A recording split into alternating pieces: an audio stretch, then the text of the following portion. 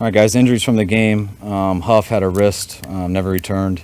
Jake Moody, ankle, never returned. Jair Brown had an ankle, he did return. Any indication early on how bad Moody's ankle? It was a high ankle, so, yeah. It's no fracture. They just told me high ankle. Without him, obviously it impacted, I think, how you guys were approaching the game. How did you see it, and how did the fourth quarter unfold there? Yeah, it impacted it, but the biggest thing was those turnovers. The pick to start the series, to start the second half, and then having that fumble down there inside the 10. Don't know how it would have impacted it later, because I believe that was first down. Do you have any further information on Hufanga and how long he'll be out or what the severity is? I'm not sure. Yeah, I'm not sure yet. Could you tell what happened? Tired? Did you sense that at the end there? No, I didn't. I sensed their guys getting tired. I sensed our guys getting tired. It was a long game. Everyone battled. I thought we were wearing them down as we were going down there to run on the first and goal.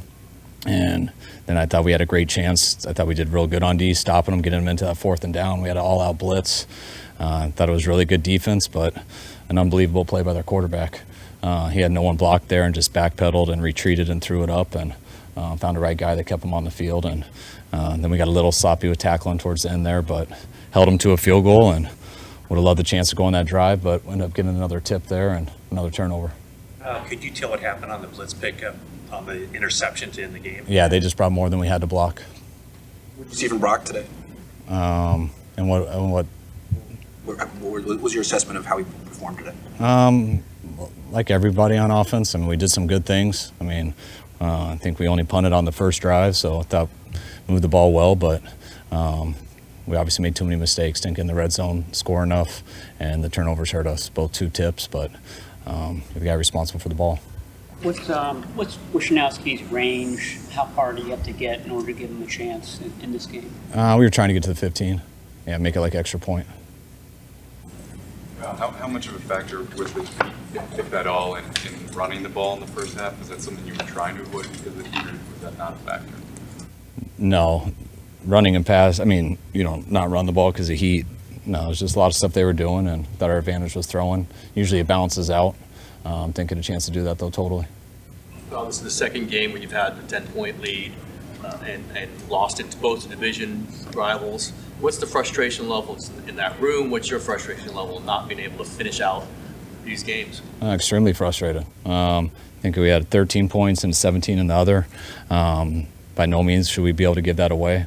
Always will come back to turnovers, in my opinion. There's other things you can do to overcome them. Talked about last night how we thought a key in this game would be turnovers, and that's exactly what the first half was. Gave us a huge advantage, and then it flipped in the second half, and when you do that, it's tough to win. What do you tell Moody how to balance the need to make a tackle versus protecting himself? How do you sort of balance that? Same as everybody. You try to tackle. You don't tell guys to keep their ankle out of it. You hope that it doesn't come to him and he doesn't have to make a tackle, but you also don't tell guys to turn it down and just let them score, so it's part of football. How did the Heat, do you feel like the defense kind of wilted? Connor's a very powerful runner. Do you feel like the Heat had been being late in the game and his power, the defense was kind of gassed in some ways? Yeah, I think both ways. I think they had 234 yards rushing last time in their dome, so I'm not chalking anything up to Heat. I think it evened out. I think it makes that both sides have to deal with the same stuff. You could feel it on long drives. That we could feel it as we got the run game going too. But James Conner does that a lot. That's why he's a challenge, and gave him too many ops. You got a really quick game now coming up on Thursday.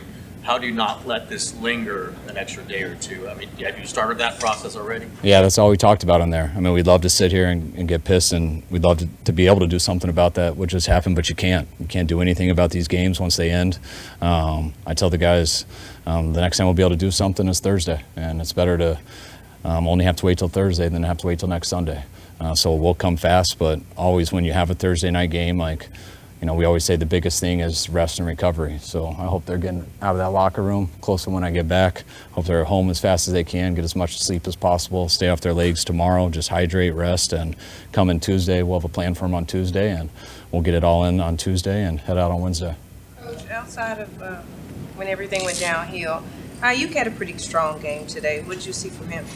He did a real good job. Did a good job being man coverage. Made some good plays in the zone.